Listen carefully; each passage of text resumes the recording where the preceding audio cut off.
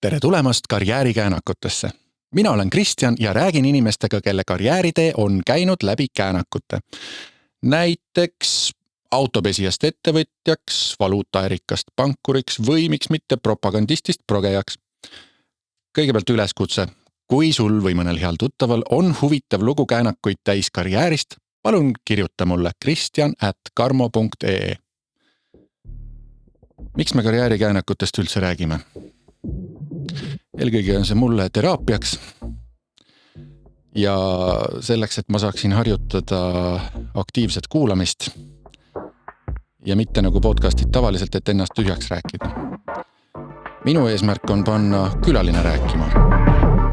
Karjäärikäänakud.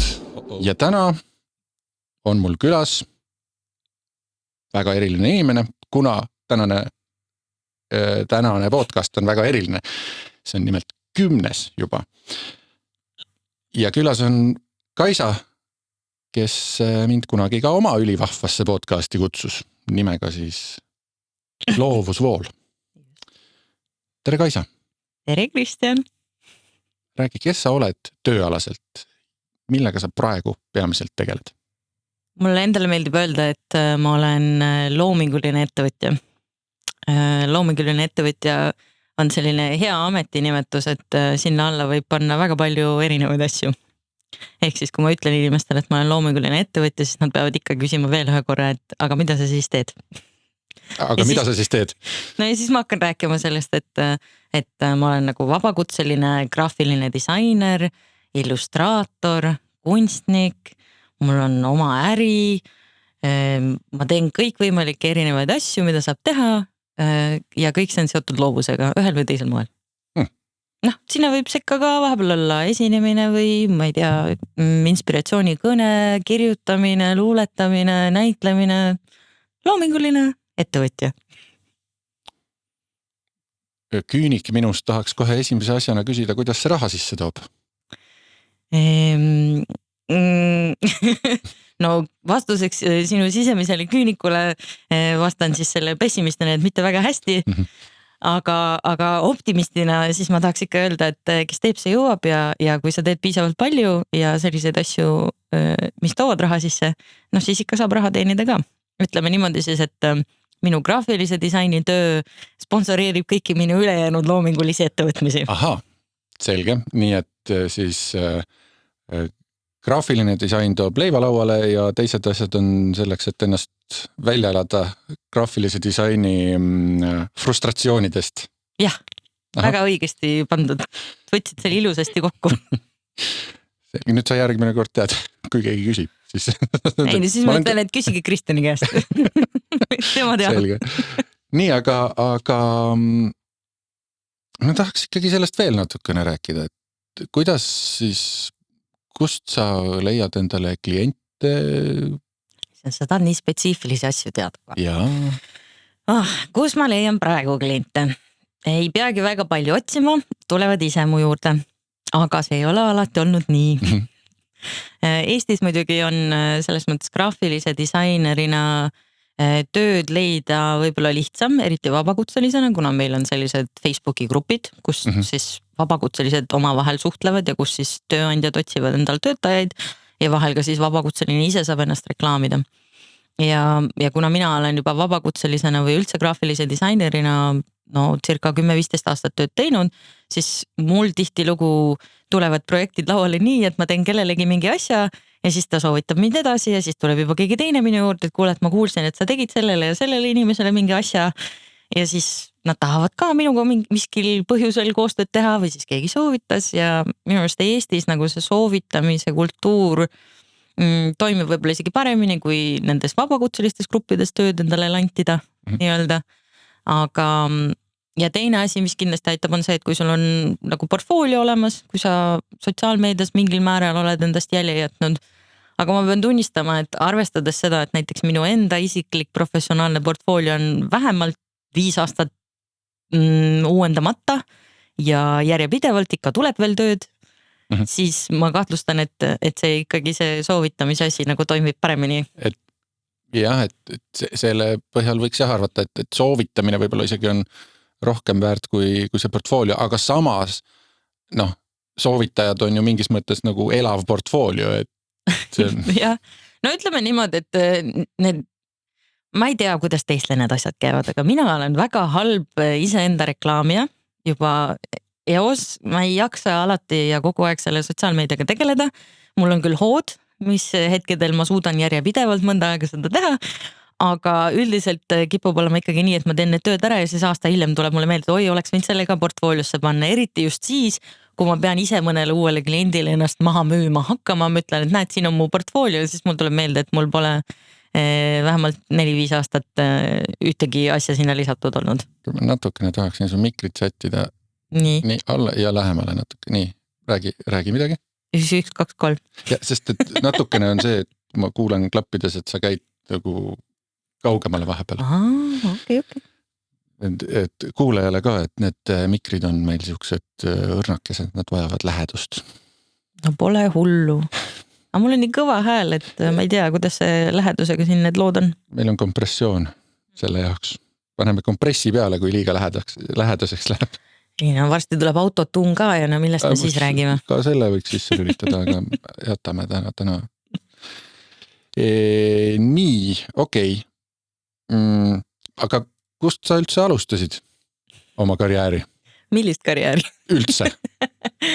No kui nüüd väga ausalt kõik ära rääkida aegade alguses minna, siis alustasin Sõrvesäärel kivide maha ärimisega, sest kuna mu tädi oli majakavaht Sõrvesäärel, siis hästi tavaline oli see, et seal käisi palju turiste, kes tahtsid näha majakat ja populaarne tegevus siis Sõrvesäärel, kui sa ei ole ise kunagi käinud, anna teada, on otsida aukudega kive.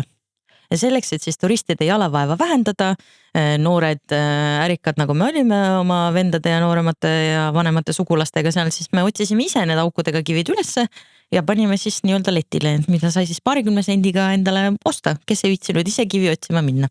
Me räägime siin siis, eks ju, nendest sentidest, mis praegustest on oma 16 korda... Jah, mitte eurosentidest, vaid lausa kroonisentidest, jah. Ja kuidas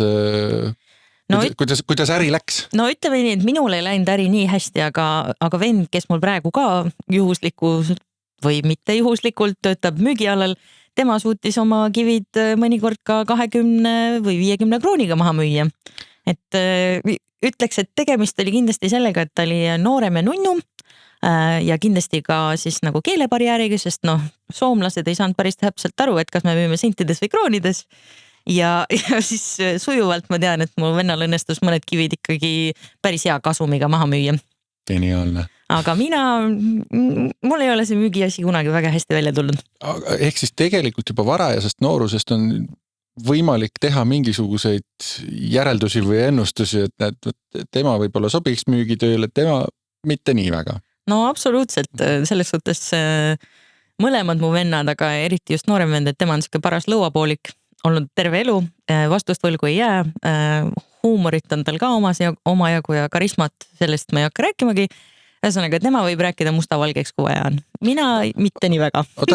Aga need omadused, mida sa just kirjeldasid, ei kõlanud üldse nagu võõralt ka sind kirjeldamas. Et võib-olla lihtsalt siis kontrast.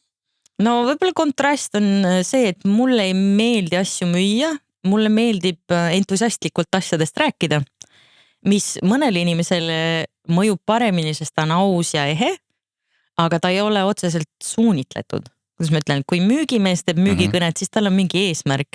Kui mina teen müügikõnet, siis minu ainus eesmärk on teisi inimesi aidata või inspireerida. Et ma räägin mingist kogemusest, mis mul on olnud või midagi, mida ma olen märganud või mul tuleb meelde näiteks, kui ma kellelegi nõuan, et näed, ma lugesin, seal oli üks asi, et ma arvan, et sulle võiks see toimida või et ma olen ise sellise asja läbi elanud, äkki sul on sellest nõuandest abi.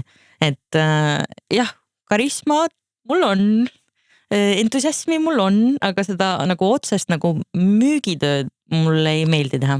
Siin me võime muidugi minna filosoofiliseks ka sellega, et kust maalt lõpeb müük ja algab pähemäärimine. Tõsi. Aga las ta jääb.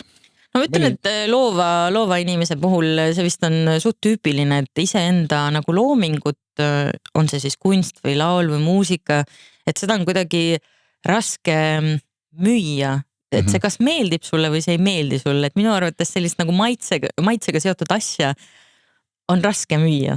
Et sa teedki eelkõige seda, mis sulle meeldib ja siis kui sul on klient, kes tahab midagi täiesti teistsugust, siis see on paras põrgu. Jah, no siis on 2 varianti, et üks on see, et sa katsetad, sest sa oled julge ja sa tahad proovida ja ennast proovile panna. Ja teine variant on, et sa ütled talle, et näed, ma tean seda inimest seal, tal tuleb see palju paremini välja, et proovi äkki seal. Et mõnikord ka see on nagu hea asi, mida kliendil pakkuda, et sa saad teda kellegi teise juurde edasi suunata ja oma kolleege ka toetada. Et minu arust seda tehakse liiga vähe, kuigi võiks palju rohkem teha, sest eriti just nagu loomingulistel inimestel, kõigil meil on oma mingi nišš või oma mingid lemmikasjad ja kui sa teed oma seda lemmikasja või seda, mis sul eriti hästi välja tuleb, siis see sinu töö näeb kõige parem välja.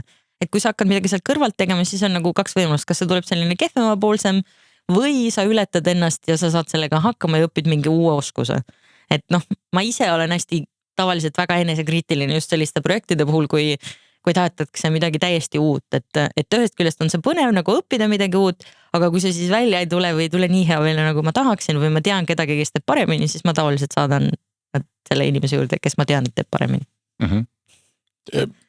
Ka jällegi ei ole väga hea müügilüke, kui tahaks müüa oma teenuseid ära saada nendele teiste juurde. Aga samas tundub mulle nagu see, et kui mina oleksin selles olukorras klient, siis mulle jääks see meelde positiivsena ja ma mõtleksin, et kui ma ise ei tule sinu juurde tagasi, siis ma vähemalt saadaksin mingid sõbrad sinu jutule, eks. No tihtilugu nii juhtubki. Jaa, ma ise muidugi mäletan seda,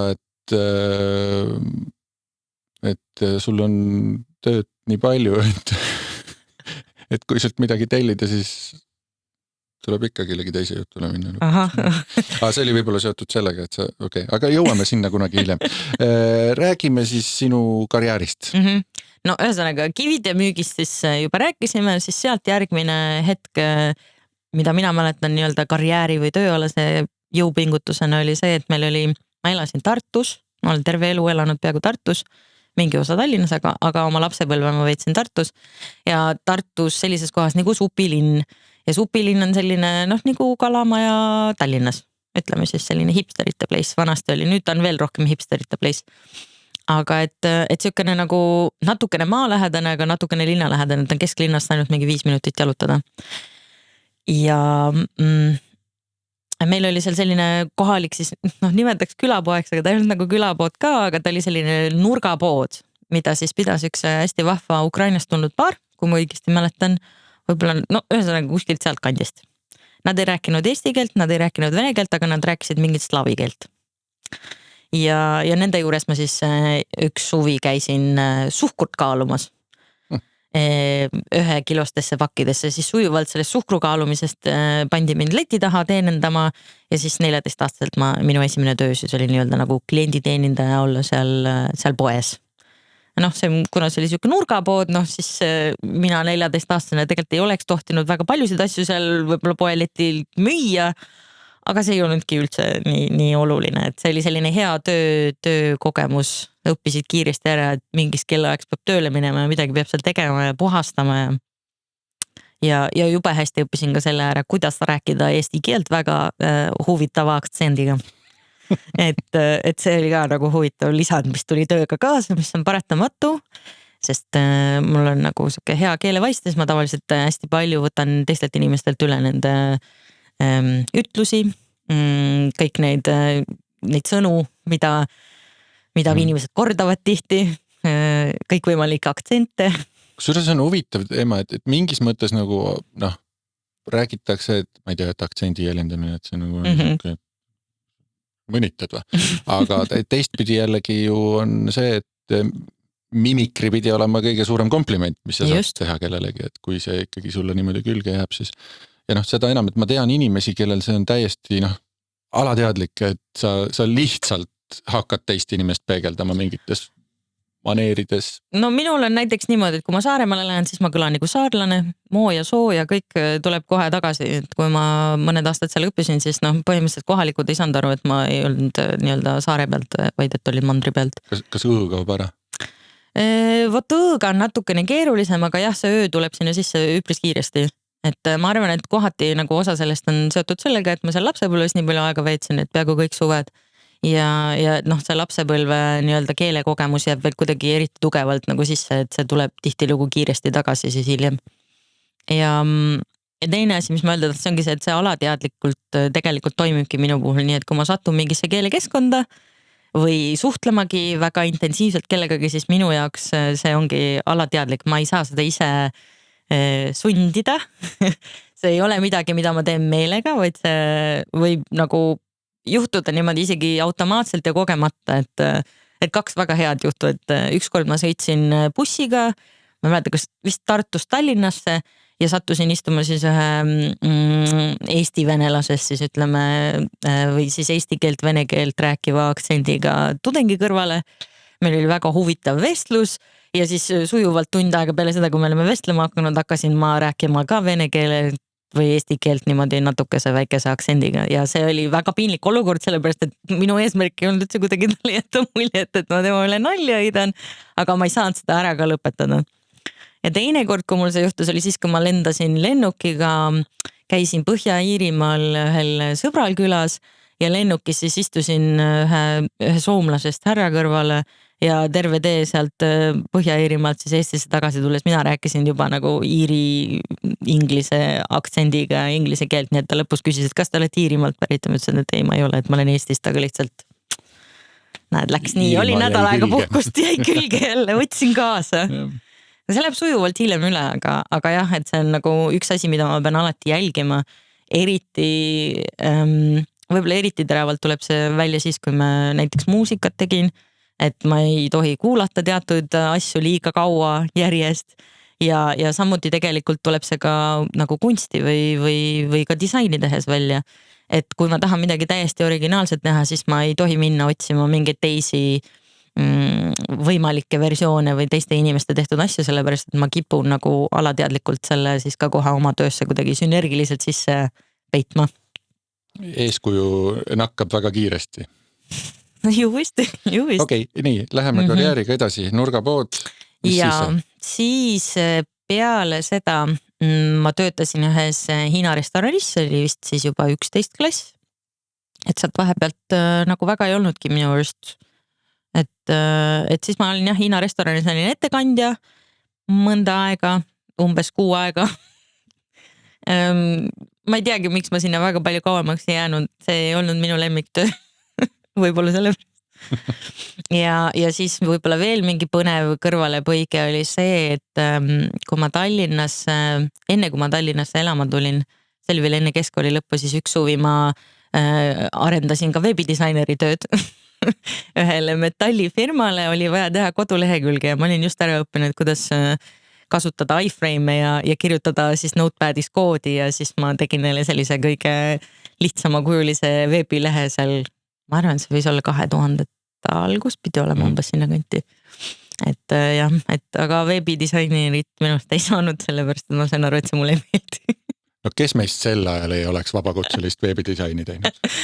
Ja no kõigil oli veebileht või blogi või mingi asja, et ma endal olin juba mõned teinud, on ju Paintiga seal paar asja paika sättinud ja päris hea tundus. Mõtlesin, no miks mitte siis teha seda tööd ka, katsetada. Nii, veebidisainerit ei saanud minust ja siis ma juba tulin ära kooli Tallinnasse.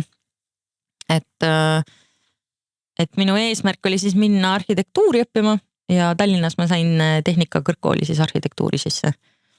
Ja selleks, et ma saaks arhitektuuri õppida, oli vaja kohe töö leida ja siis ma asusin kõigepealt tööle sellises kohas nagu Salon Plus, mis veel praegugi on alles õnneks, et võib-olla keegi siis teab, et see on selline juuksuri ja salongi toodete kett ja seal ma siis olin nii-öelda erinevates salongides administraator, et algselt algas see siis ühest suvest, et ma olin suvel nagu asendaja, müüsin kõigile šampooni ja balsamit ja panin kella aegu kirja ja ütlesin, millise juuksuri juurde minema peab ja suhtlesin klientidega.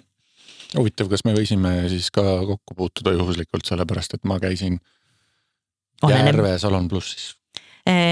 Kusjuures ma olen Järve Salon Plussis täitsa olnud administraator mõned korrad, aga mitte järjepidevalt, et minu põhikohaks sai Kristiine Salon Pluss, siis mis oli Kristiine keskuses. Seega see tõenäosus, et mina, kes ma käisin võimalik siis mingi poole aasta tagant juuksuris, siis võib-olla kunagi ei tea. Ei tea muidugi. no ja sellesse Salon Plussi aega tegelikult jäi ka nagu palju huvitavaid asju, et ma sain seal, kuna mu venna naisel tol hetkel siis oli frantsiisi all noortekeskuse Salon Pluss, siis ma sain seal siis sisestada neid tooteid, natuke aidata teda nagu raamatupidamise osas, et siis ta nagu tegeles nende raamatupidamisega ja mu vend siis tegeles selle salongi programmi arendamisega. Ehk siis kuidagi läbi nende, ma jõudsin sinna sellesse Salon Plussi, aga oma nagu initsiatiivil ma siis käisin ennast pakkumas teistesse salongidesse ka, et kuulge, et siin puhkus tulemus, äkki tahate üks tore rõõmsameelne tüdruk siin tahab tulla teile siin paariks päevaks asendama. Ja siis võib-olla kõige naljakam hetk sellest oli ka see, et kui ma 2 päeva panin siis juukse sirgendajate pakendeid kokku, et ka jälle Salon Pluss, et saad voltida ja kleepida. No loominguline töö, see oli täitsa tore vahelduseks. Edasi. Nii, peale Salon Plussi tuli Elion. Elion 165, tere päevast, Kaisa kuulab teid, kuidas ma saaksin teid aidata? Kas te modemi olete sisse ja välja lülitanud? Okei, oodake palun, saadan teid edasi meie tehnilisse tukke. Ma soovitaks kõigepealt välja lülitada ja siis sisse, muidu lõpuks on ta välja lülitatud ja see ei tööta. Tead, ega nad ausalt öeldes ei leidnud seda modemi nuppugi üles, nii et seda oli ka vahel vaja. Vahel oli vaja sisse lülitada, et nad olid juba välja lülitanud. Ja, just.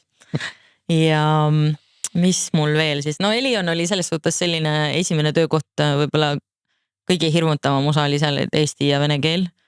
Et inglise keelt ma selleks ajaks oskasin juba väga hästi, et ingliskeelsete klientidega pöörduti tavaliselt minu poole, aga vene keel, vot see oli ja ütleme niimoodi, et koolipoisi sellest 3 sai sujuvalt siuke 4+ võib-olla sel ajal, aga ainult telekommunikatsiooni teemadel. Aga no praktika aitab, jah? Väga palju. No see on jälle see sama, et ma arvan, et natukene see nii-öelda teiste imiteerimine ka telefonikõnedes tõi väga palju kasu, et see, mida rohkem sa kordad seda ühte ja sama sõna, seda paremini see meelde jääb. Absoluutselt. Nii, okei, ma vaatan Salon Plussis 7 kuud, Elionis 10 kuud. Jaa, no Elion oli, ma ei tea, kas seda tohib rääkida, aga tol ajal klienditeenindus osakond, me ise keskis kutsusime kanalaks. Et see oli siuke huvitav koht selles mõttes, et seal elu kogu aeg kees, et minu jaoks nagu Elionis töötamine läks väga keeruliseks, sest ma käisin samal ajal ise ka koolis ja ma ei tea, kui paljud inimesed teavad, aga arhitektuuri õppides, noh, kuna ma õppisin täiskohaga, siis oli niimoodi, et 8 tundi kooli, 8 tundi tööd ja siis 8 tundi kodutööd veel. Et hästi mahukas eriala on graafiline disain, vaid arhitektuur. Ja siis see läks lihtsalt liiga paljuks, et kui sa lõpetad kooli kell 4 päeval ja siis töötad veel kella 1 öösel ja siis lähed koju ja teed veel öösel mingid joonestusasju, no küünlavalgel. Ja millal sa magasid? No vot täpselt see juhtuski, et ma väga palju ei maganud, et mul oli vaja leida midagi sinna kõrvale ja siis üks minu ühine tuttav siis selles seltskonnas, keda ma olin Tallinnas kunagi tundma õppinud, rääkis mulle siis võimalusest, et on selline lahe väike firma nimega Skype, et nad otsivad klienditeenindust, et inglise keeles, et kas sa tahaksid proovida.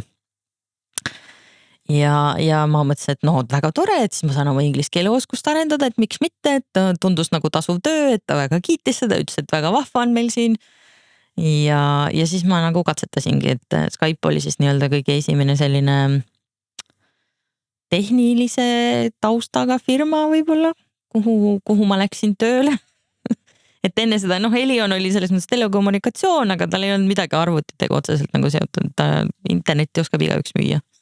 Aga kas, Elion, telekommunikatsioon, eks ju, Skype ju telekommunikatsioonituru disruptor. No ta tundus nagu jah, selline loogiline jätk, ma ütleks, et mulle tundus, et Elion jääb sinna minevikku ja Skype on siis tulevik, et see peer-to-peer ja kõik see nagu, mis tundus nagu põnev. Ja pluss see oli nagu tore vaheldus sellele, et sa ei pidanud käima kellast kellani tööl, vaid et sa võisid ise valida, millal sa tahad tööle minna justkui.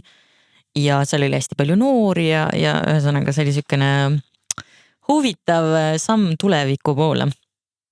Ja ma mäletan väga hästi seda, et selle ajal nad tegid selliseid grupi intervjuusid ja kuidas mul siis nagu jalg värises, kui ma sinna sellele grupi intervjuule läksin, et 3 neid intervjueeritakse koos ja kes siis kõige säravam on, siis see võetakse tööle. Et siis ma mäletan, ma mõtlesin seda, et huvitav, et kas ma ikka saan siia tööle, et jube raske intervjuu oli.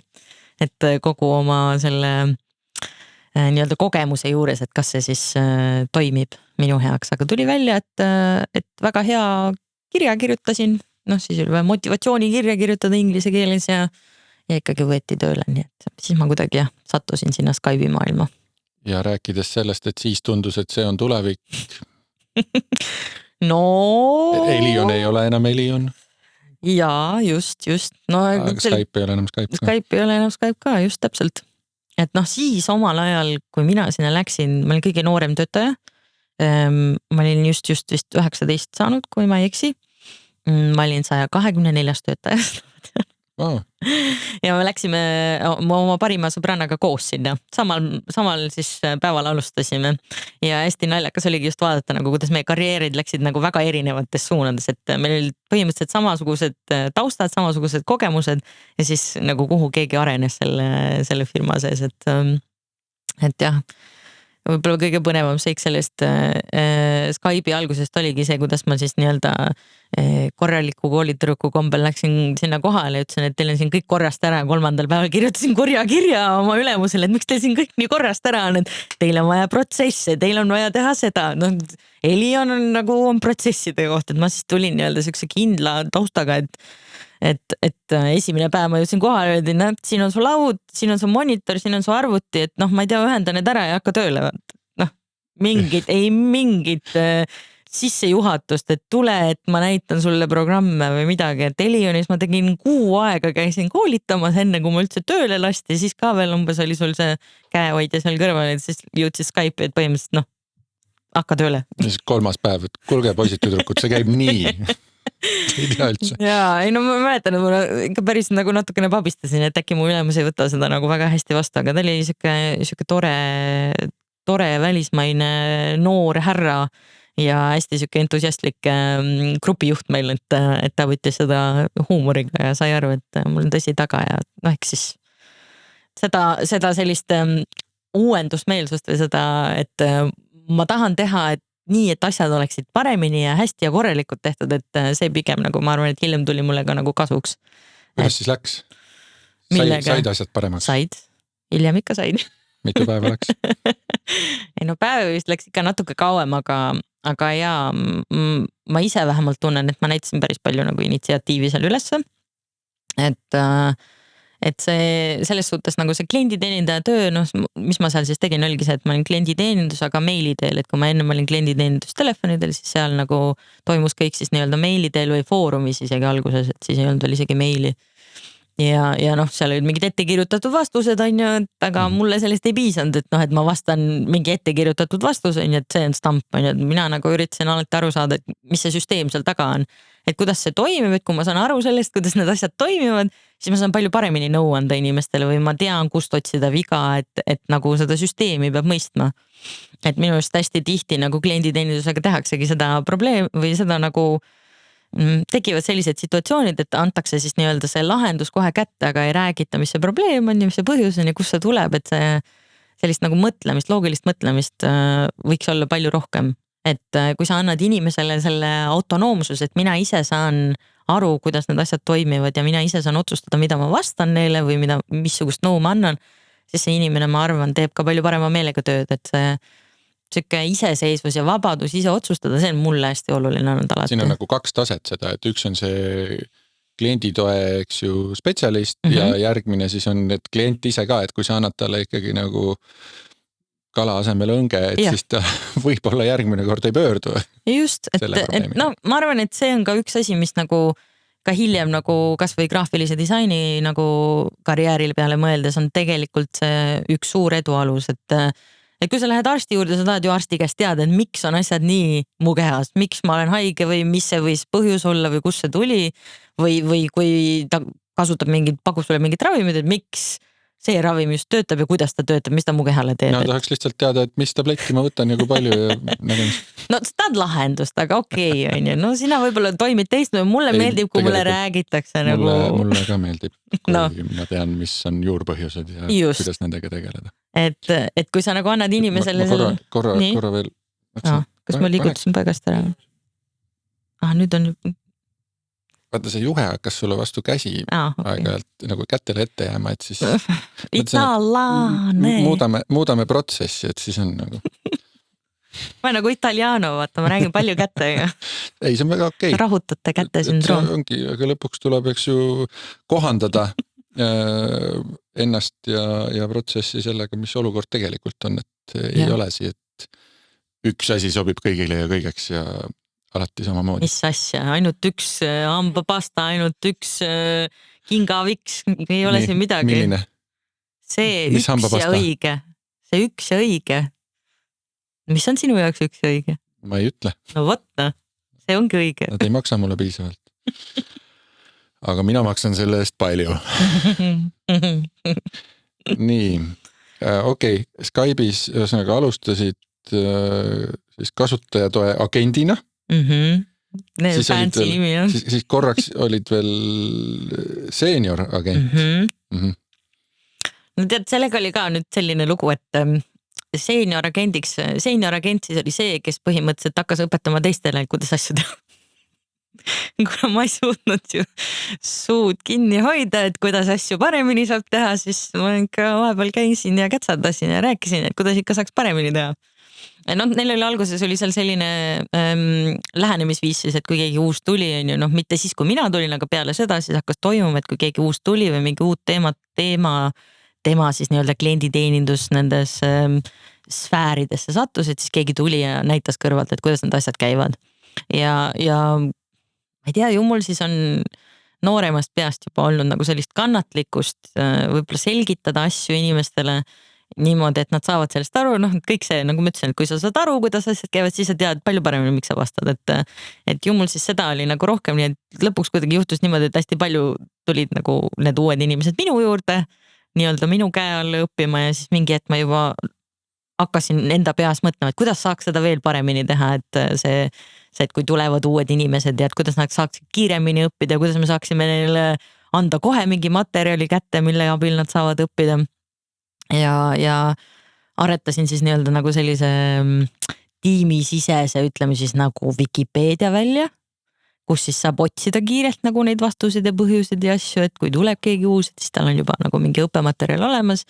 Ja siis sujuvalt nagu müüsin oma ülemusele maha selle idee, et võiksin teha nagu selliseid koolitusmaterjale värke. Üldse tegelikult meil võiks olla üks koolitaja inimene, et tule, et mul siin on veits igav, et kas ma võiksin nagu midagi teist teha, et nagu see niisama vastamine ei ole nii põnev, et tahaks kuidagi ennast uuesti edasi arendada ja kuidagi ma just täna mõtlesin selle peale, et see idee, mis ma talle algselt pitchisin, oli midagi sellist, et teeme kõikidele agentidele CD-plaadi, kuhu me siis kõrvetame videojuhendid, et kuidas mingeid asju teha ja räägime need asjad lahti, et siis ei pea kogu aeg rääkima, vaata, et annad lihtsalt CD-plaadi kätte, noh, siis olid veel CD-plaadid või need DVD-plaadid, on ju, et anname selle kätte ja siis ta nagu saab, et see oli nagu minu see algne idee siis, et kuidas võiks nagu koolitust edasi arendada nagu siis Skype'i sees. Aga hiljem sai sellest ikka sujuvalt selline kas klassikoolitus või grupikoolitus, et päris mitmeid aastaid ma nagu senior agendina ja hiljem siis ka juba nagu koolitustiimi osana me käisime siis, kui Skype hakkas laienema erinevatesse riikidesse oma selle mitte kõnekeskusega, nagu klienditeeninduskeskustega, et siis me käisime nagu siukse väikse grupiga koos nagu koolitamas Ungaris, Egiptuses, Filipiinidel. Mõtlen, kas meil oli veel kuskil üks, nagu oleks veel, aga mul ei tule praegu meelde. Aga mis see argument oli, et mitte video, vaid klassikoolitus? Tead, ma arvan, et seal on ka jälle see, et Skype oli nii labiilne, nagu selles mõttes ta kogu aeg muutus. Et labiilne on ju tähendab seda. Võimalik. Mulle tundub, et see tähendab seda, et selles mõttes hästi kiiresti Skype'i sees muutusid kõik need teenused ja tooted, et seal oli päris suur nagu vahe, et see, mida klient näeb, et mis on siis see front-end osa, on ju, et see veebikeskkond ja mida siis nii-öelda back-end ehk siis klienditeenindus näeb, et nende andmebaasidega, et ütleme nii, et ta oli kiiresti kokku klopsitud ja üles ehitatud, et seal väga palju asju muutus väga kähku. Ja mingi osa nagu sellest vanast osast jäi siis alati alles ja need inimesed, kes siis teadsid kõige paremini tegelikult, mis oli olnud ja mis on tulemas, oligi nagu klienditeeninduse see koolitusosakond. et kes oli siis nii-öelda dokumenteerinud selle aja jooksul, et seda dokumenteerimise osa alguses tegelikult väga hästi ei tehtud Skype'i sees. Et mäletan, et seal oli selline subscription toode siis on ju, et ala, et saad helistada Skype'i pealt erinevatesse riikidesse, et teatud riigid on tasuta ja seda subscription toote nii-öelda tootejuhti, siis seda vahetati vähemalt 4-5 korda. Ja iga uus tootejuht tuli jälle selle sama vana jutuga, et tahan teha nii ja tahan teha nii ja siis sa pidid talle põhimõtteliselt maha müüma, ütleme, näed, generatsioon 1 subscription'it ja siis te juba tegite seda või õigemini see eelmine inimene tegi seda, see ei tööta. Et noh, generatsioon 2, siis nad proovisid teistmoodi, see ka ei töötanud, et generatsioon 3, noh nüüd me oleme siin. Et noh, mõtle siis nüüd välja, et mis see generatsioon 4 on, et tihtilugu nagu juhtuski see, eriti kui sa olid kaua aega Skype'is olnud, et sa said nagu nii-öelda siis see inimene olla, kelle juurde projektijuhid, kes pidid iseenesest oma toodet teadma, said tulla ja küsida, et kuidas siis see asi töötab tegelikult nüüd nagu. Ja no kuskilt peavad nemadki teada saama ju. No just, noh, et seda, kui seda kirja ei ole pandud, on ju, siis on üpris raske nagu tulla mingi kas uue ideega või siis mitte korrata vanu vigu. Ja kui see on kirja pandud, siis kes ütleb, et seda ka värskendatud on kõigi muutustega. Just. Et neid anomaaliaid tuli seal selle ajal päris palju jah, siis see. Aga see nagu kõlab natuke nagu sa oleksid ise endale töökoha välja mõelnud. No põhimõtteliselt nii oligi. No, kui ma ise nagu räägin sellest, siis jah, mina ise tunnen, et ma mõtlesin endale töökoha välja. Aga samas, kui sa mõtled idufirmade peale, siis see on tegelikult täiesti tavaline, et Skype'i nagu fenomen võib-olla, miks ma seal nii kaua ka vastu pidasin, et ma lõpuks olin peaaegu 8,5 aastat seal, oligi see, et ma sain ennast iga natukese aja tagant uuesti siis nii-öelda leiutada, taas leiutada. Ma saan aru, millest probleem oli. Ma vaatasin, et Skype'is 6 aastat ja 10 kuud, aga siis 1 aasta ja 9 kuud Microsofti Skype'i divisionis. Just. Et jah, et see, et need asjad seal nii kiiresti muutsid, oli ühest küljest nagu väga väsitav, aga teisest küljest hästi nagu inspireeriv. Minu, ma ei tea, viis, kuidas mina tööd teen või olen tööd teinud või üldse uusi asju õppinud, ongi see, et ma tahan selles ühes asjas väga heaks saada. Ja siis, kui ma juba olen heaks saanud, siis see muutub minu jaoks igavaks, et ma tahan mingit väikest vaheldust sinna juurde. Ja nagu Skype'i ajal seda sai nagu päris palju. Mõnikord isegi liiga palju, et mingil hetkel, kui on liiga palju asju väga kiirelt muutub, siis see minu jaoks juba muutub koormavaks. Et mulle meeldib natukene aega sükest nagu stabiilsust ka hoida ja siis vaadata, et mis sealt edasi saab. Ja samas sa olid ka ühes rollis, noh, ma ei tea, kas see training specialist ja learning and development operation specialist. Nagu olid erinevad. Ühesõnaga learning specialist oli siis ainult nagu klienditeeninduse koolituse eest vastutav isik ja siis nii-öelda engineering operations, learning and development specialist või mis iganes seal oli.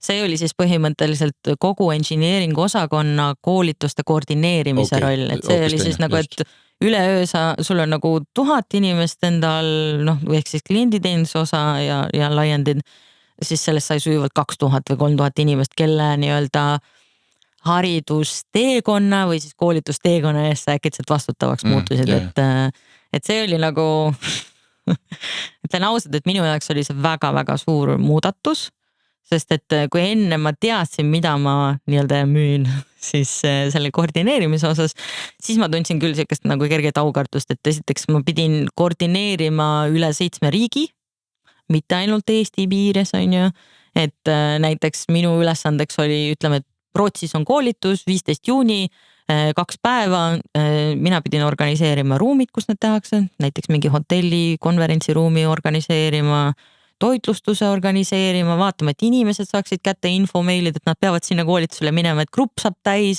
et koolitaja saab makstud, et koolitaja teab, kuhu ta läheb, et keegi kontrolliks, et koolitaja teab, kuhu ta läheb ja et ta jõudis sinna kohale. Ühesõnaga see oli selline väga laia haardega manageerimise roll, et kui sa nagu enne ei pidanud nii palju vastutama, siis minu jaoks oli see nagu küll esimene kord, kui ma mõtlesin, et võib-olla läheb veits käest ära.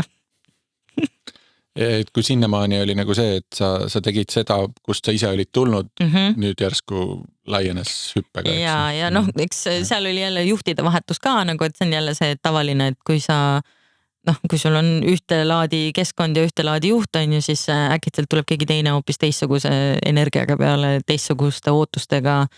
et seda juhtus ka hästi tihti nagu Skype'i ajal, et juhid vahetusid, 4-5 erinevat juhti oli ja igaühega sa pead ju kuidagimoodi õppima siis koostööd tegema, et just oled hakanud enam-vähem ära harjuma, tuleb järgmine. Uus käekiri ja jälle. Uued ootused, uus käekiri, uus boonuste süsteem, noh, et vaatame siis jälle, kuidas hakkama. Sellist nagu vette viskamist oli tegelikult kogu aeg konstantselt. Ehk sisuliselt kogu Skype'is oldud aeg oli, või noh, et seda nagu kõlab nagu, et seda ongi keeruline üheks töökohaks lugeda, sest et see töökoht kogu aeg muutus. Just. Et see selles suhtes, et on sul nagu õige arusaam sellest jäänud ja noh, rääkimata siis sellest, kui sellest asjast sai nagu Microsoft, mis tähendas seda, et minu jälle vastutusala laienes on ju, sinna tulid juurde kõik USA-d, Microsofti divisionid ja ootamatult tuli sinna juurde ka see osa, kus ma hakkasin nii-öelda innovatsioonikommuuni siis juhtima. Mina, kes ma ei teadnud tehniliselt, polnud mitte midagi. Et Microsofti tulekuga muutuski see, et minu tiim siis hakkas korraldama nii-öelda Skype'i sisest sellist Garage 48 laadi üritust, et me kutsusime seda Skype Garage'iks. Sellele oli siis vaja välja mõelda, kuidas see idee maha müüa kõikidele Skyperitele ja Microsofti inimestele ka. Microsoftil oli seda lihtsam maha müüa, sest neil endal oli juba midagi sarnast olemas.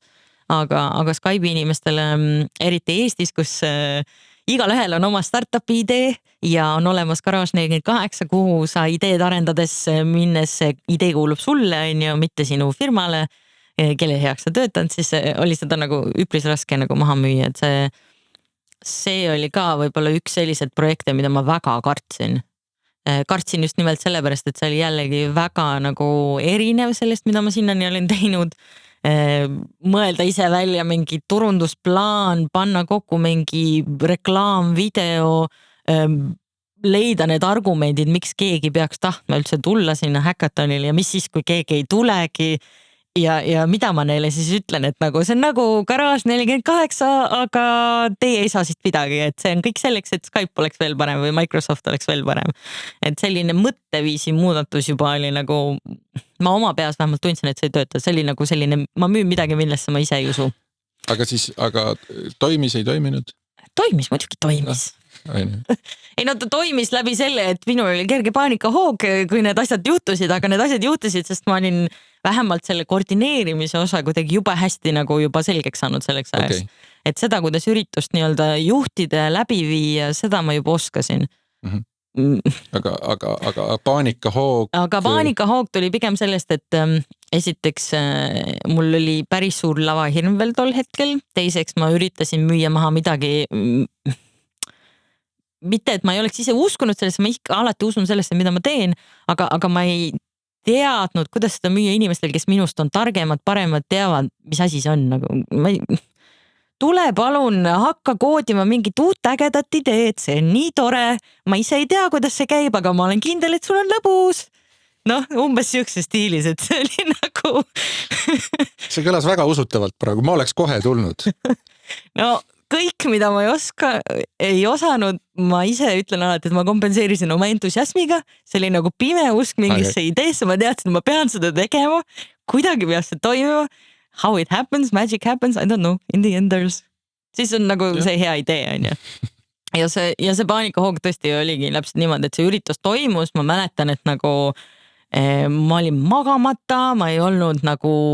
mingid probleemid tulid selle ette, et juhtmeid polnud, ma ei tea, mikker ei töötanud, kas kõik ikka jõuavad valmis, sest esimese ürituse lõpuks me ei olnud üldse kindel, kas keegi üldse mingi projektiga valmis saab ja kui keegi mingi projektiga valmis ei saa, siis mu ülemus näeb loll välja, mina näen loll välja ja ülemus on selline, et mis mõttes teil ühtegi tulemust ei ole, et Skype Garage, Innovation, me siin räägime nagu suurtest asjadest, big money nagu, et miks seda ei tule, et miks ja siis küsimused selle kohta, et miks keegi ei taha tulla, tulevad ju minu juurde tagasi. Mina ei tea, mis vastus ja kui ma ei tea, mis vastus on, mida ma neile siis ütlen, et see, ütleme sellist nagu see failimise emotsioon ei ole mulle nagu kunagi meeldinud, et miks ma võib-olla nii palju olen alati pingutanud ja üritanud nagu teha kõik võimalikku, et asi toimiks, ongi nagu see, et siis ma vähemalt tean, et ma andsin endast kõik ja kui siis nagu see asi ei toimi, et siis nagu... On see vähem fail? Sa ütled, et failimise emotsioon ei ole meeldinud. Kui palju sul seda ette on tulnud? Päriselt failimist? No ütleme niimoodi, et võib-olla selle, kui ma mainisin esinemishirmu on ju, et siis selle esinemishirmuga seoses on seda päris palju tulnud ette, et ma olen ikkagi terve elu olnud suhteliselt tagasihoidlik tüdruk. Ma kompenseerin seda väga palju just selle emotsionaalsuse, entusiasmi pealt. Aga tegelikult on mu sees nagu üks väike introvert, kes hea meelega üritaks seina sisse ära kaduda ja pealt vaadata, kuidas teistel on tore ja fun on ju, et ma olen sükene, mulle endale meeldib öelda, et ma olen pigem kõrvaltaitaja.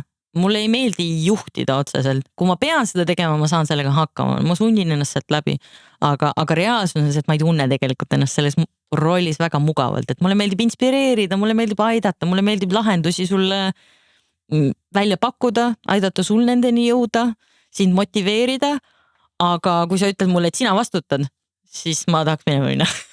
aga samas ikkagi, kui sa räägid ka lavahirmust ja sellest, et miks sa siis lähed lavale? See on hea küsimus. Ma olen selle peale mõelnud, aga kuidas seletada kellelegi, kes võib-olla ise ei ole loominguline, et sinu sees elab midagi, mis peab sinu seest kogu aeg välja saama kuidagi moodi. Kui see ei tule ühel moel, siis see tuleb teisel moel.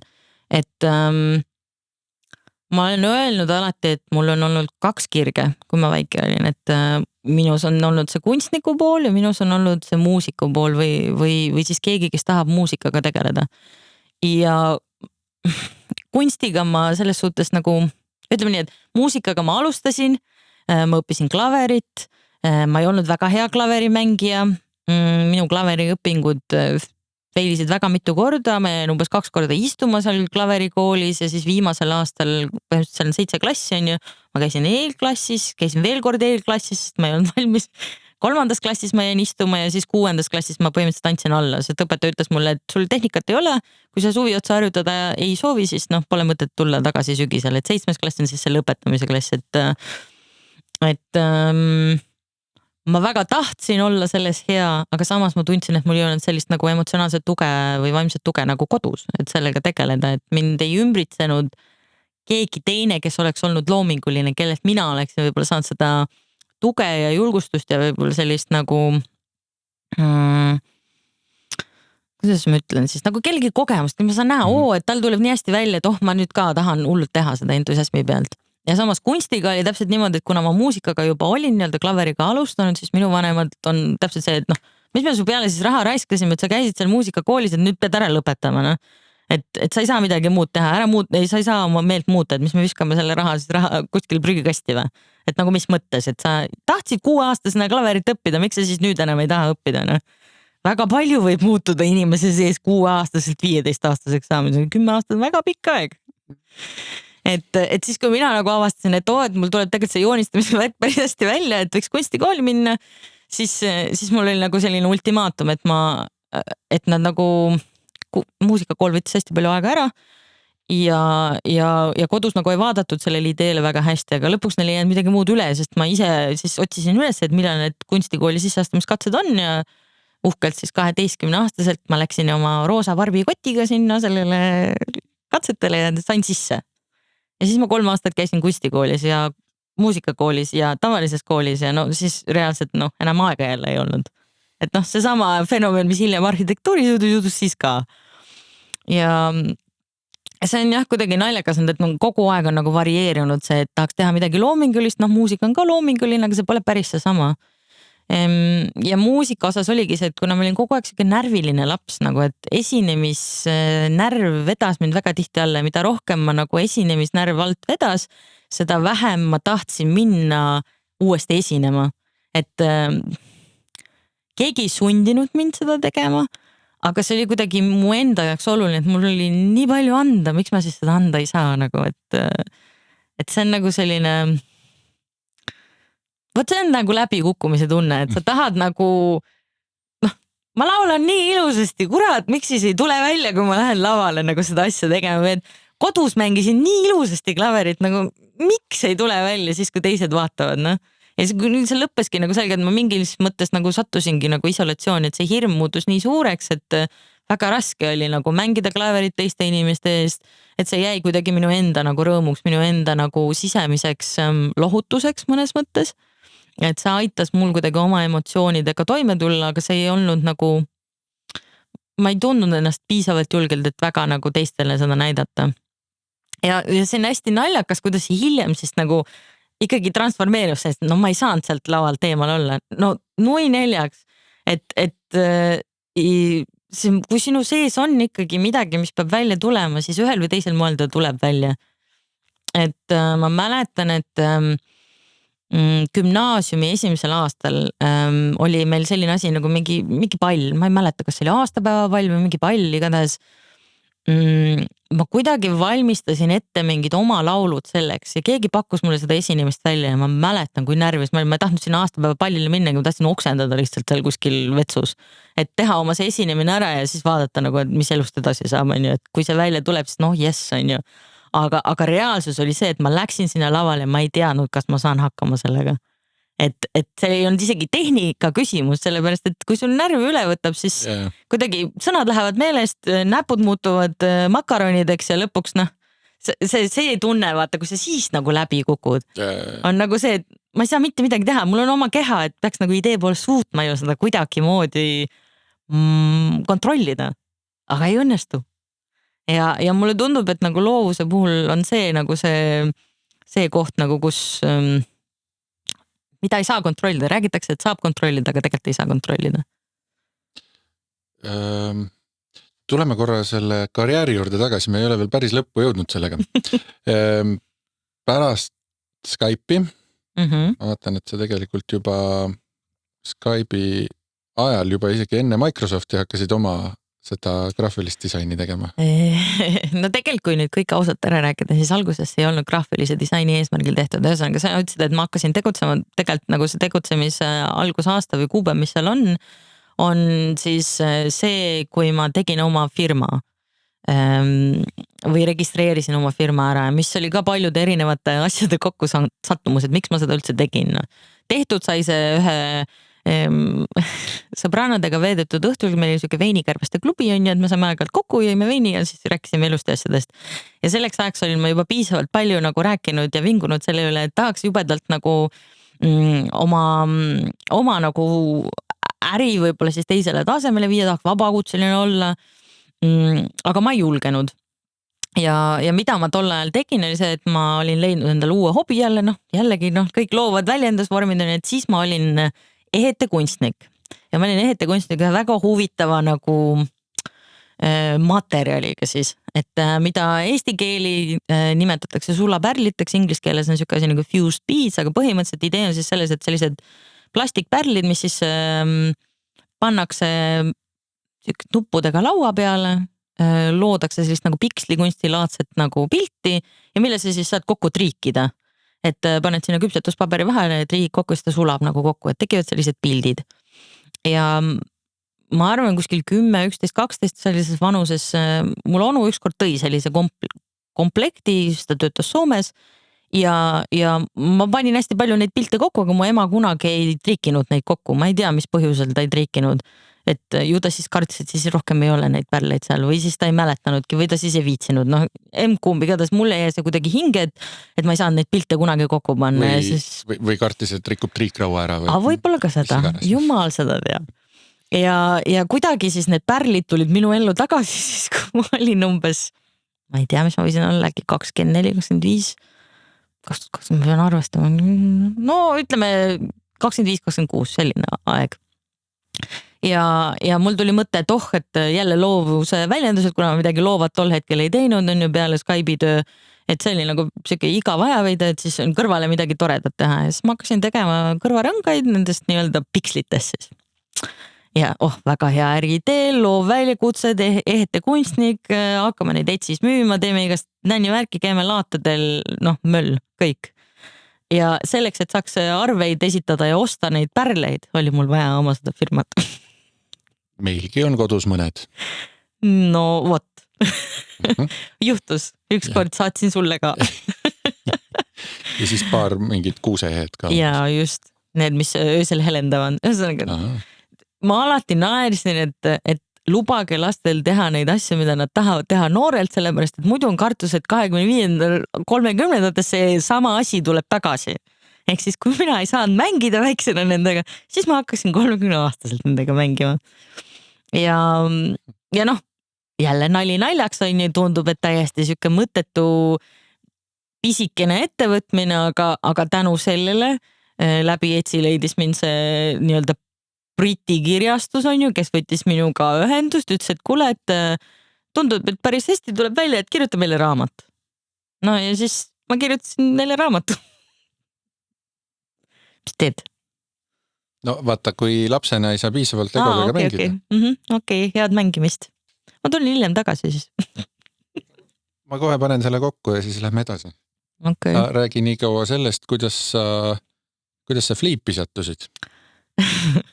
No Fliipi ma sattusin nii, et kuna Fliibi firma tegutses tollel Tehnopoli majas. Tehnopoli maja on Skype'i majas täpselt umbes 200 meetrit. Meil oli külas Microsoftis siis nende innovatsiooni kogukonna juht, kes oli siia tulnud siis ühele hackathonile nii-öelda seda kohtunikuks olema ja siis ma otsustasin, et ma näitan talle ka Tehnopoli poolset siis seda väljundit, et kuna Tehnopol tolle ajal ka tegeles mingite startupi inkubatsiooni mingite teemadega, et siis ma tegin nad tuttavaks ja kuna Fliip oli siis põhimõtteliselt ex-Skype'i inimesed, kes olid siis loonud oma nagu väikse firma ja nende kontor asus seal Tehnopolis, siis noh, ma nii muuseas astusin sealt kontorist ka läbi. Ja noh, siis nii muuseas Henn Ruukel, kes siis oli tol hetkel siis nii-öelda Fliibi üks asutajatest, küsis, et kuule, aga mis sa teed siis ka? Ja siis ma rääkisin, et mis ma teen ka ja siis ta ütles, et nagu, et noh, et aga äkki tuled teed siin siis ka? Ja siis ma ütlesin, nagu päriselt ka või? Ja põhimõtteliselt äkki ma ütleks mingi sama päev või järgmine päev ma andsin lahkumisavalduse sisse ja ma otsustan, et ma olen Fliipi. Et peaasjalikult oli esiteks, et ma olin ise natukene tüdinenud, Microsoft oli tulnud, asjad olid muutunud, see innovatsioonikommuuni juhtimise teema ei olnud üldse väga minu tassike teed. Ka paljudel teistel põhjustel lihtsalt nagu, et mulle tundus, et Skype'i see sära, see kuldne sära, see startupi nagu aju siuke kuldne ajastu oli siis nii-öelda nagu mööda läinud ja ma tundsin, et ma ei arene enam kuskile. Et mis siis mulle Fliibist pakuti, oli tule tee turundust. Ei noh, okei. Ei no mul Facebooki natuke tean, Twitterist olen ka kuulnud, Instagrami ka nagu, et noh, mis see siis ära ei ole, teeme ära. Täiesti pea ees vette hüppamine, ma ei tea turundust mitte midagi. Ja ma täiesti nagu üllatunud, et selline võimalus mulle anti. Mu ametinimetus oli väga uhke toote turundaja. Mida see päriselt tähendama pidi, ma vist päris lõpuni ei saanudki aru. Ja mida ma siis nagu lõpuks tegin seal Fliibis? No põhimõtteliselt ma lähenesin selle samamoodi nagu ka Skype'i ajal, et ma olin natukene nagu kontori assistent, et ma tellisin mingeid asju.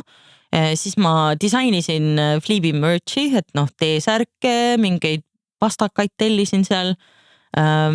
Siis ma sain tegeleda esimest korda päriselt disainimisega, et ma tegin Fliibile esimesed emotikonid, mis oli väga äge. Siis õigemini ma tegin Fliibi esimestele emotikonidele lisad, sest emotikonid olid juba olemas, aga neil oli plaan lisada sinna juurde emotikone. Ja siis ma tegin muidugi sinna veel siis customer support'i sellise foorumi osa, kus siis noh korduma kippuvad küsimused, kus siis inimesed saavad abi küsida. Siis ma kirjutasin copywritingut, tegin veebilehele mingeid tekstikesi. No ja siis natuke tegelesin siis turundamisega ka, et üritasin olla hästi aktiivne siis Facebookis ja Twitteris ja Instagrami vist tol hetkel ei olnud, las ma mõtlen. 100% kindel pole. Twitter ja Facebook kindlasti oli. Mainitud on Google+. No vot näed, siis oli Google+ ka, et ma üritasin siis rääkida ikka Hennule, et kuidas peab naeratama ja teeme pilti ja vot näed, siin on see bänner, et teeme nüüd seda ja vaatame ja käime siin ja räägime nendega ja väga ei tahtnud poisid kaasa tulla, et entusiasmist ei piisanud. Aga mul on siiani kodus üks Fliibi pusa. No vot, minu disainitud. Ja vist mingi särk ka, aga see särk on väike. no vot seal ma sain siis esimest korda teha sükest nagu päris disaineri tööd, päris nagu ütleme siis ametlikult tehnoloogia ettevõttel, kuigi disaininud ma olin enne seda ka juba. Et see disainimise osa tuli kuidagi kõikide asjade kõrvalt. Esiti selleks, et oli vaja endale midagi teha.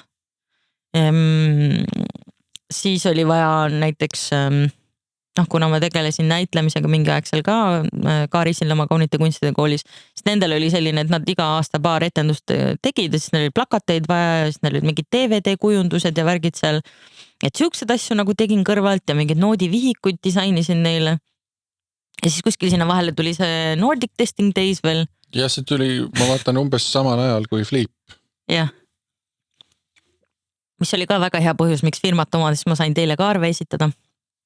Või neile või? Neile. No. Ma tulin paar aastat hiljem. Okei.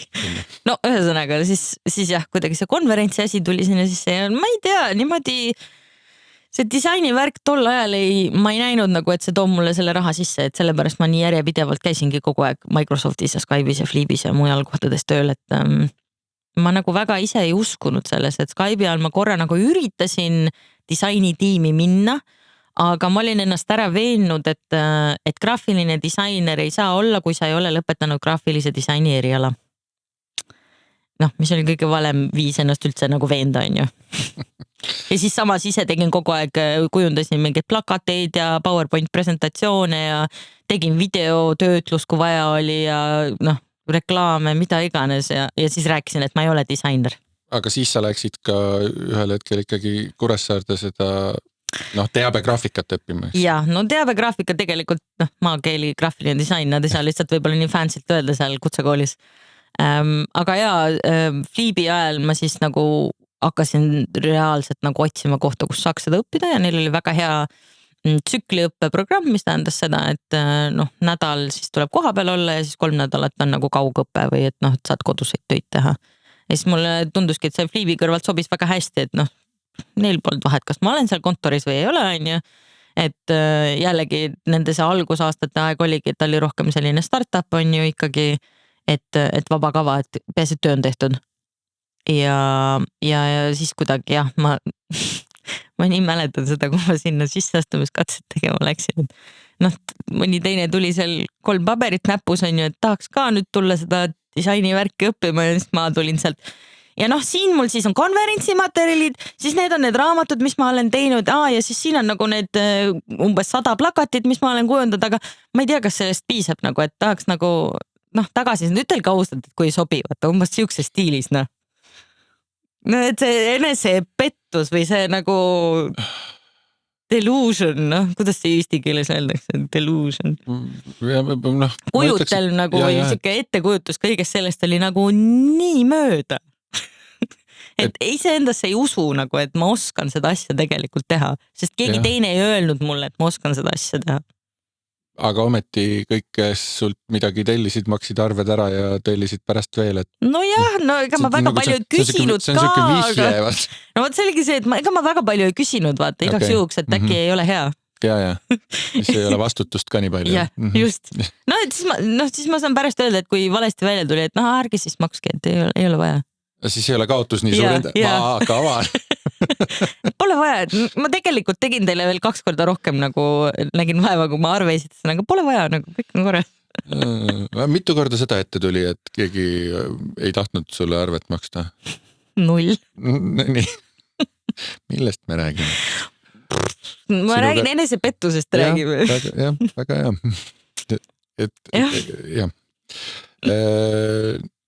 Ja siis sealt edasi oledki pärast Flipi... Pärast Flipi oli veel üks väike tsutsakas sellises kohas nagu Scribicon, mis tegeles animatsiooni videoproduktsiooniga. Nad põhimõtteliselt tegid selliseid õppevideod, näiteks Töötukassal on mingi video, et kuidas esitada seda blanketti või seda formulari või mingit siukest asja. Ja siis neil oli saksa klient hästi palju, et kuna see omanik ise oli sakslane, kes oli Eestisse elama tulnud, et siis läbi endise kolleegi Skype'ist ma siis sain nii-öelda tema positsioonil, kuna tema lahkus sealt tegema sellist nagu projektijuhilaadset tööd, et see oli selline ajutine vahepealne väike kõrvalepõrge, mida oli hea kooli kõrvalt teha. Et seal ei pidanud ka nagu kogu aeg olema ja töö ise oli nagu loominguline, et iseenesest on nagu põnev, aga seega ei olnud ka päris see nagu, et ma nagu kooli kõrvalt tegelikult hakkasin võib-olla esimest korda rohkem ja rohkem nagu selle disainiga tegelema.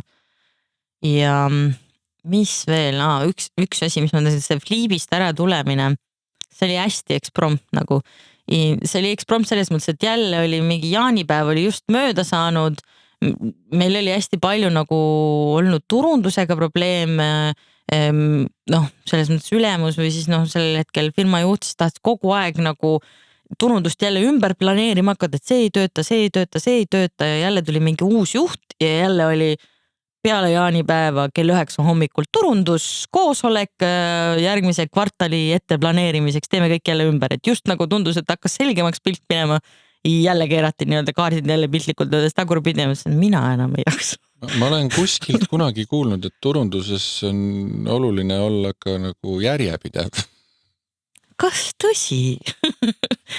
No jah, ütleme niimoodi, et eks see Skype'i aegne ülemuste vahetus ja asjade muutumine kogu aeg ja siis hiljem ka veel nagu Fliibi aegne, et see kuidagi lõpuks jõudis mulle järgi, et ma enam ei viitsinud kogu aeg ennast ümber kalibreerida ja ma tulin sealt põhimõtteliselt päeva pealt ära, et õnneks ülemus selles suhtes oli nagu väga mõistev, et ta ütles, et sa ei pea kauemaks jääma, kui sa ei taha jääda kauemaks, et paari päevaga lõpetame siin asjad ära ja anname üle ja ongi see on ju ja mulle see nagu sobis, et mu mõte tol hetkel oli, et nüüd minust saab täiskohaga käsitööline, ma hakkan tegema ehteid, ehtekunstnik, käin laatadel, sealt tuleb mega palju pappi ja siis ma saan rikkaks. Reaalsus oli see, et umbes nädal pärast seda, kui ma lihtsalt ära tulnud ja kodus istunud ja teinud siis hästi palju neid ehteid ja nautinud seda loomeprotsessi, siis nagu äkitselt jõudis kohale mingi selline reaalsus, et ma olen nüüd töötu. Ma ei olegi enam keegi, kui keegi küsib, mida ma teen, ma pean ütlema neile, et ma olen töötu ju. Et nagu, kes ma siis olen, kui mul ei ole enam mingit uhket ametinimetust, ühtegi uhket firmat, kelle heaks ma tööd teen. Ma käin ju lihtsalt koolis, ma ei ole isegi mitte graafiline disainer. Ma käsitööline nagu, mis asi, see on nagu maali, kes müüb maal neid puidust või nuge nagu, et see ei ole selle kuidagi mitte, et ma arvaks käsitöölistest halvasti, aga kuidagi olles eelnevalt olnud kogu selles tehnoloogia maailma haibi sees, et idufirmad, edasiareng, big money, big business on ju, siis äkitselt ma tundsin ennast nagu täiesti mingi mõttetu mömmina. Et nagu istun siin ja teen mingid pärlikeesid ja nagu, mis minust nüüd edasi saab. Et just see nagu tunne, et ma olen nagu töötu. Mul pole nagu mingit, et mis minust saab, kuhu ma edasi lähen. Et ja üks asi, mis mul tol hetkel nagu kohe nagu kohale ei jõudnud, aga mis jõudis hiljem kohale on see, et nagu kui palju me paneme sõnadele tähendust. Et reaalsus on see, et mõnes mõttes ma olen nagu praegu ka töötu. Aga ma nimetan seda vabakutselisuseks. Mul ei ole ju otseselt töökohta. Okei, mõnda aega tagasi oli see veel naljakam, siis ma ei olnud nii-öelda oma firmas ka tööl, et ma olin lihtsalt mingi juhatuse liige või mingi siuke tegelane. Aga et nüüd ma maksan endale nagu juba palka ka, et nüüd ma nagu olen tööl, on ju. Aga sel hetkel nagu jah, see erinevus, et kui sa ütled inimesele, et ma olen töötu või sa ütled, et ma olen vabakutseline. Kui sa ütled inimesele, et ma olen töötu, oi, see on küll väga kurb, kas sa mingi hetk leiad äkki ikka töö või et ma saan aru jah, et raske kindlasti on ju. Või siis, et sa ütled, et sa oled vabakutseline ja tahaks ise ka ja nii palju valikuvabadust võid ükskõik mida teha nagu, et kogu maailm on sinu ees valla ja ise mõtled, et see ei ole üldse nii romantiline, kui see kõlab. Aga okei.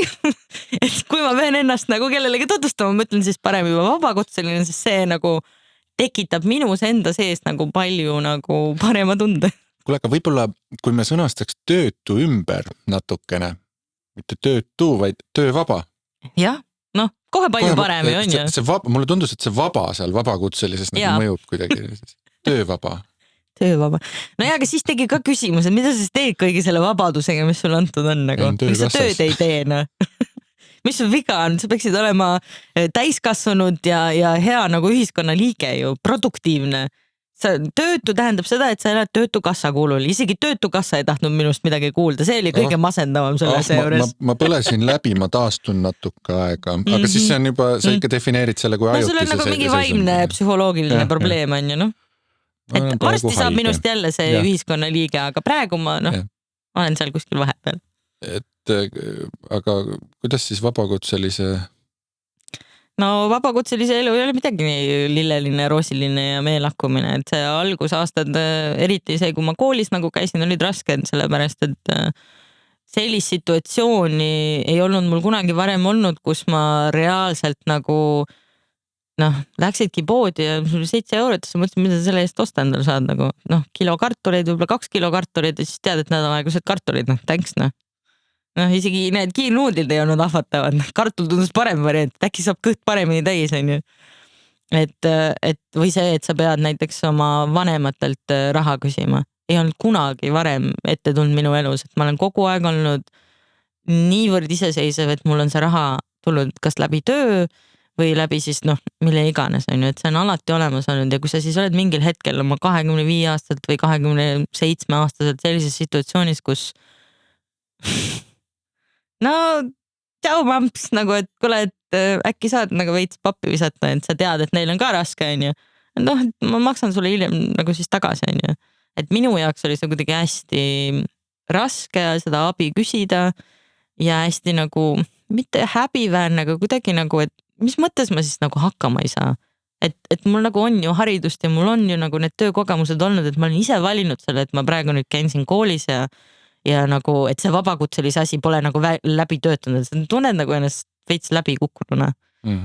Et see kuidagi nende emotsioonidega nagu hakkama saada, et ma tean, et ma oskan seda, ma tean, et ma teen seda hästi, ma tean, et mõnes mõttes, et see on ajutine, aga kuidas sa elad selle nagu üle nagu vaimselt ja emotsionaalselt nagu, et sina ise usud endasse, võib-olla mitte keegi teine ei usu sinusse, aga sina ise pead endasse uskuma, et sealt sellest raskest kohast nagu läbi saada. Kuidas sa elasid selle üle?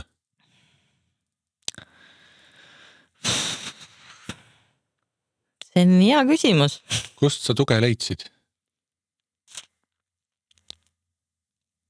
Ma arvan, et ma leidsin tuge oma loomingust lõpuks. Et mingi siuke lollakas pime usk on nagu alati olnud. Et see, mida ma teen, et see meeldib inimestele. Võib-olla nad ei osta seda kohe nüüd ja praegu, aga see meeldib, et ma olen hea selles vähemalt. Et mul ei ole neid kliente küll nüüd ja praegu, kunagi neid saab olema kindlasti. Et nad ei tuleks ju tagasi, kui ma ei teeks midagi hästi. Et see on kuidagi nagu ajutine. Aga samas nagu ja samas sinna kõrvale sa saad igast asju teha, et mõnes mõttes ma natukene nagu võib-olla tõmbasin oma tähelepanu eemale ka, et kui mu graafilise disaini töö ei toon midagi, siis ma istusingi kodus ja tegin pärlikeesid, sest et see andis mu ajule tööd, ma ei saanud nagu mõelda selle peale nii palju, et mida ma siis teen, et ma teadsin küll, et nagu see on mõttetu nende pärlikeede tegevile, et ilmselt keegi ei taha neid osta. Et ma tekitan lihtsalt juurde nagu, aga mõnes mõttes oli see ka nagu käsitöö tegemine üldse, nagu ristsõnade lahendamine, et su ajutöö nagu kuidagi ikkagi toimib, et see hoiab nagu mingil määral su loovuse töös ei lase alla anda ja teisest küljest nagu võib-olla see on ka natukene nagu enesepetus, ma ju midagi teen. Et ma ju istusin niisama, et kui ma istuksin niisama ja oleksin kurb, siis oleks raske.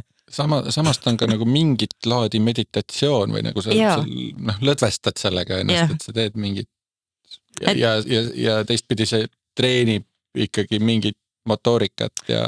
No ma kuidagi nagu mõtlesin võib-olla sellest, ma ei tea, nüüd ma tunnen natukene metatasand, et et siis ma mõtlesin, ma tegelikult arvan, et ma ei mõelnud tol hetkel nii, et see on nagu mingi eesmärgipärane tegevus, aga ma arvan, et kuidas ma seda endale nagu tõlgendasin, oligi see, et vähemalt ma teen midagigi, et ma ei istu niisama, et kui keegi teine ei usu sellesse, et ma seda asja teen ja ma ise usun sellesse veel vähem, siis ma vähemalt käed käivad. Palju sul neid tehteid kodus? No neid oli ikka need oli väga palju. Kui ma lõpuks Iirimaale kolisin, kogu selle kraami kaasa võtsin, siis meil oli moeshow sellega. Neid oli nii palju. Ja neid on seal siiamaani veel üle. et mu tädi tütar siiamaani müüb veel neid ehteid, mis ma tol ajal tegin, et no neid oli ikka muljetavaldav kogus. Sul mingi aeg olid mingid paberist need lilled ka. Ja no Kaisal tuleb vähemalt 10 loomingulist uut äriideed nädalas ja see oli see hetk, kus ma olin vahepeal korra, olin tööl ühes disainipoes ja siis ma vaatasin nagu, kuidas nagu reaalselt keegi müüb kruusatükke, mis on spreivärviga üle värvitud ja sinna on pandud külge siis see kõrvarõnga post ja seda müüakse 20 € tükk. Kruus, mida sa võid leida enda koduhoovist, võtta sealt parkimisplatsilt. No ja aga sa ei võta seda, sa ei tee seda, keegi teine on selle sinu eest ära teinud, 20 € palun. No võt ja kujuta siis ette, et ma istun seal ja mõtlen, et mul on nii geniaalsed ideed, miks mina selle idee peale ei tulnud ja äkki mõni teine idee, mis mul on, võib täpselt sama edukaks saada. Võib-olla on küsimus selles, et kui sa paned suurema hinnasildi külge, siis see asi tundub ihaldusväärsem. Võib-olla, vaata, mäletad, ma turundusest ei tea midagi. Ma siiamaani ei tea, kuidas see õnnestub, aga jaa, nende paberist lilledega oli tõesti see teema, et naistepäev oli tulekul, ma olin just ära õppinud YouTube'ist, kuidas voltida siis nii-öelda paberist lilli, et siis natukene ringi surfanud, saanud aru, et kuskil on inimesed, kes teevad nagu pulmadeks, reaalselt teevadki nagu neid paberist lilli ja saadavad need kastides kuhugi teele. Ja siis ma mõtlesin, et ma ju maalin, mul jääb värvi üle kogu aeg, ma viskan selle värvi kogu aeg ära, mis siis, kui ma võtaksin täiesti tavalise A4 paberi ja lihtsalt kasutaksin selle värvi ära ja siis mul on hästi palju värvilisi lehti, see on nagu värviline paber, ma ei pea seda poest ostma, ma olen selle ise teen, see on käsitöö. Mis siis, kui ma teeksin nendest need lilled ja siis ma ütleks, et naistepäeval saada oma emale üks närvumatu elamus. Tada! Sündis õielt õiele. Neid õisi oli ka mul päris palju lõpuks üle. Aga siiski, no mul on mõned väga toetavad sõbrad, nagu näiteks sina on ju, kellele see idee tundus, et meeldis. On siiani mõned kodus. No, et ta oli originaalne idee ikkagi, et ma ei tea, miks see läbi ei müünd, aga see tundus nagu, et see võiks toimida. Aga need näevad siiani väga lahedad välja, nad aegumatud, nagu sa ütlesid. Vihma kätte ei läheks, aga... Kuule, mulle tundub, et sinu puhul tegelikult nagu seda, et sa oled varasematest kogemustest hästi palju kaasa võtnud. See nagu sa küsid, et kas on nii või? Kostab mulle välja, et on nii. Kas sa ise oled ka seda tähele pannud? Jaa. Ma ise on see teadlik või kogemata?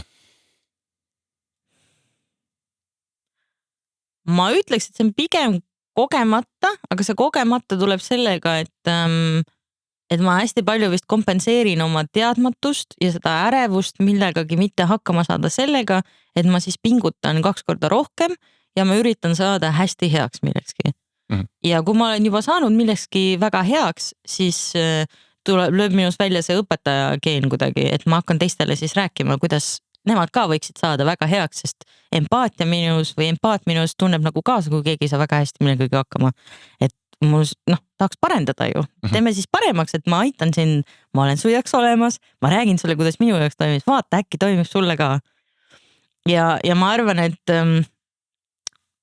või õigemini, ma olen seda tüüpi inimene ka, kes peab ise need asjad läbi kogema ja siis nendest kogemustest kuidagi õppima midagi uut enda jaoks ka. Ma mõtlen just praegu vabakutselise disainerina, eks juba päris mitu aastat, millistest nagu nendest varasematest töökohtadest on sul olnud sinna kõige rohkem kaasa võtta? Kõige rohkem, kõigist. Kõigist? Igaühest, reaalselt, hakkame pihta, Elion, kuidas teha klienditeenindust, kuidas suhelda inimestega, vene keel.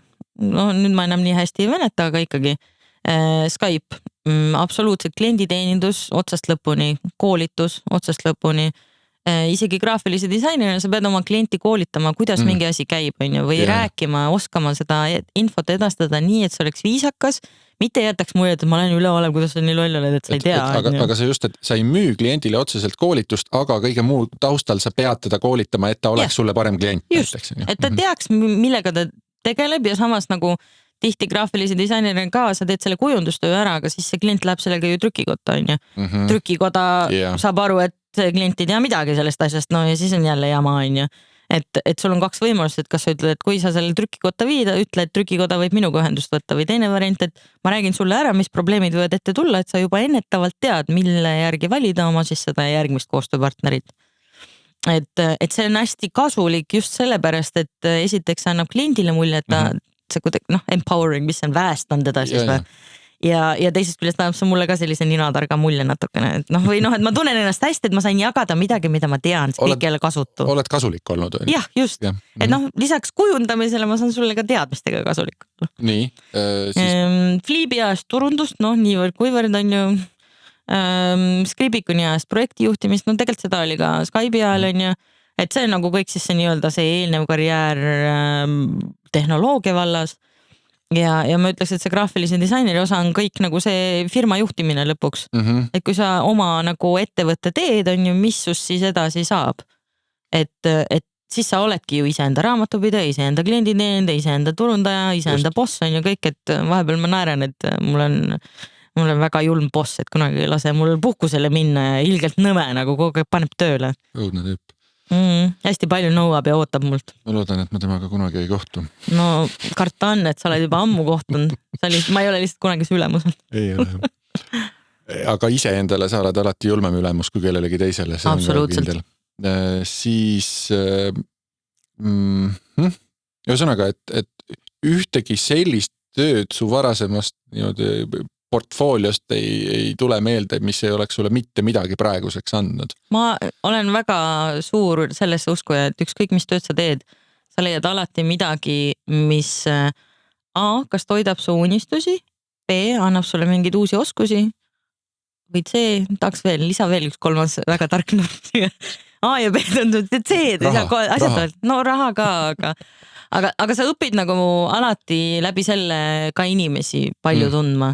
Et just see nagu iga koostöö osa siis nagu, et kuidas teha kas grupiti koostööd, üksinda koostööd, ja ise ennast õpid tundma kõige rohkem nagu, et ma ütleks, et see võib-olla minu jaoks olnud kõige suurem see moment, et ma sain aru Skype'is töötades, ma ei taha töötada enam suures organisatsioonis, ma sain aru, et mulle ei meeldi väga nagu suures tiimis olla üks mutrikene, mulle meeldib töötada nii, et mulle on piisavalt vabadust ja õigust ise otsustada.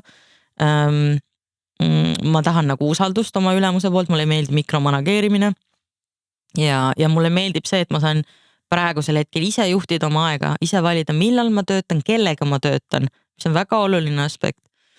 Et ma ei pea leppima sellega, mis mulle antakse, vaid et ma saan ise võtta selle kontrolli selle üle. Et mõnes mõttes võib-olla see on selline kontrollimisvajadus, et see aitab nagu jällegi taaskord ärevuse ja kõige muuga hakkama saada.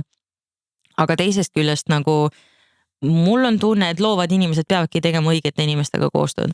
Et kui sa teed tööd kellegagi, kas ei hinda sinu oskusi, arvab, et ta teab ise paremini või ei oska sulle ka samaväärselt nagu tasu maksta, siis ükskõik milline nendest punktidest pole täidetud, sa juba tunned nagu rahulolematust oma tööga.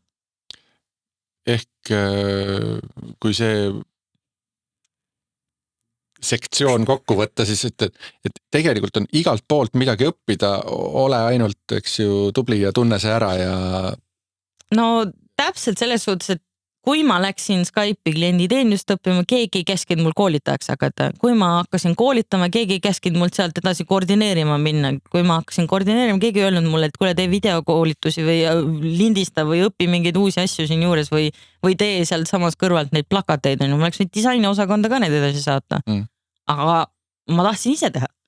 Ja see, et sa märkad nagu, et igas töös on, et sulle lemmikud osad, et isegi kui töö võib-olla ise ei ole kõige nagu inspireerivam või ei ole täpselt see sinu armastuste töö, mida sa tahaksid teha, siis mina nagu alati julgustan igast tööst leidma nagu selle üks või kaks asja, mis sulle väga-väga meeldib ja selles nagu heaks saama, seda nagu rohkem siis väärtustama. Mul oli ülikoolis sama asi, kui ma oma raha eest õppima läksin teisel katsel, siis ma järsku avastasin, et oota, aga ma maksan selle eest. Ma tahan igast ainest midagi saada ja mitte nii, et ma lähen õppe juurde nõudma, et kuule, anna mulle midagi, vaid ma otsin selle ise üles. Kui sul oleks ajamasin, aga selline, mis liigub ainult sinu karjääri piirides, sa saaksid minna tagasi, anda endale mingisugust nõu, siis mis nõu sa endale annaks ja millal?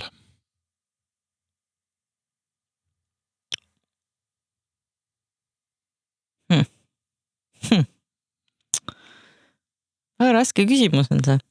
Või näiteks, kas on mingisugune moment, kus sa tundsid, et appi, mis must saab ja läheksid sinna julgustama ennast või? Jaa, ma arvan, et võib-olla see on hea, et sa selle nagu välja tood, sellepärast, et kõik need kohad, kus ma olen olnud, on ju, kuidagi olen sellest välja ujunud, aga kõige võib-olla lootusetumad ongi olnud need hetkid, kus ma ei olegi kuhugi kuulunud ja ma ei ole iseendas veel nii kindel, et ma usuksin, et ma saan sellega hakkama ja et ma teen seda hästi. Et minu puhul võib-olla ongi kõige rohkem seda olnud, et sükest eneseusku või seda usaldust, et see, mis teised räägivad, on tegelikult õige, nad teavad, mis nad räägivad. Et seda on nagu vähe olnud, et võib-olla jah, seda kuidagi endasse rohkem sisendada. Et mitte võib-olla nii väga palju hukka mõista ennast oma valikute osas ja usaldada elu. Et ma nagu ei oskakski midagi rohkemat selles suhtes nagu nõuande koha pealt välja tuua. Sest õppinud ma olen, teinud ma olen asju, hulljulgelt olen hüpanud väga erinevatesse kohtadesse inimeste ette muusikasse, kunsti, disaini, et õppima ja mitte õppima, reisima, mitte reisima, et nagu mõnes mõttes ma olen nagu natukene mitte loll, aga hulljulge. Rumalalt hulljulge, et kui ma praegu mõtlen nagu mõndada nende nii-öelda karjääri käänakute peale, siis ma mõtlen, mis sul arus oli, nagu miks sa sinna läksid, mis mõttes? Et nagu kuidas, ma ei oleks kunagi arvanud, et ma jõuan siia, kui oleks mu käest seda küsinud 10-15 aastat tagasi. Et algne plaan oli minu arust arhitekt ju, mitte see, et ma lähen IT-sse ja siis ma teen seal mingit koolitust ja klienditeenindust ja siis lõpuks jõuan ikka graafilise disaini juurde välja, mis on nagu välk selgest päevast ja üldse, kui ma olin 8, siis ma tahtsin Jaanika Sillamaks saada. Minust pidi laulja saama, minust ei pidanud saama graafiline disainer või kunstnik või illustraator. Ega pianist. Ma ei tea. Paar kohustuslikku küsimust veel. Okay. Kui see oleks praegu meie töövestlus, siis mis riskidega me sind palgates arvestama peaksime? Et ma olen ise veine. Mind ei ole võib-olla nii lihtne juhtida. Mulle meeldi ajujahid ja ma ütlen alati pigem toon välja ohukohad, kui võib-olla need, mis kõik hästi on. Ma olen see inimene grupis, kes toob esile nagu, et aga kas te selle peale olete mõelnud? Aga see, aga too, et mul on kuidagi seda riskide manageerimist. Ma olen ise riskide manageerija. Sinus on testi ja verd, ma ütleks. No, võt. Oma positsioonilt. Aga jah, mind võib usaldada, et ma olen hästi kohusetundlik, liigagi kohusetundlik. Ja nüüd lõpetuseks. Anna üks soovitus kuulajale.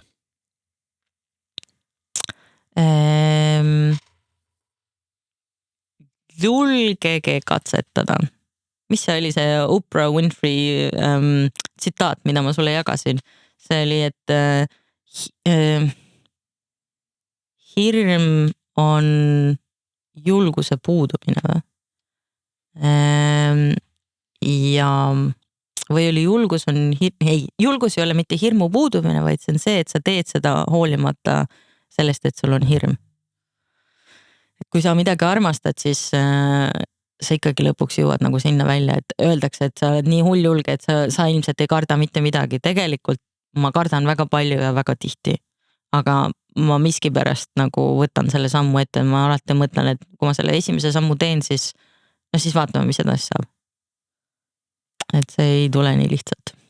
Jah, et õige julgus on see, kui sa kardad, aga teed ära. Ja? Just.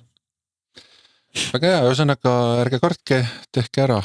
Ja järgmisel neljapäeval juba järgmised karjäärikäenakud. Aitäh! Aitäh sulle! Karjäärikäenakuid toetab Must Post.